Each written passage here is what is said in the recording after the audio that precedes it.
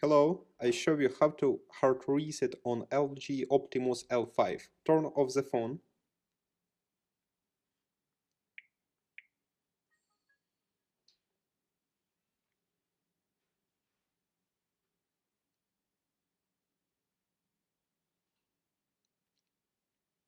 Next, press and hold the power button, volume down key and home key for a few seconds.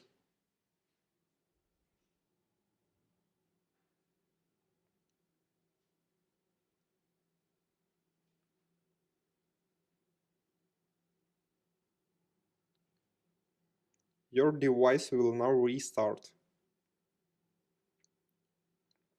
Successfully, the hard reset is completed now. Subscribe to our YouTube channel and rate the video.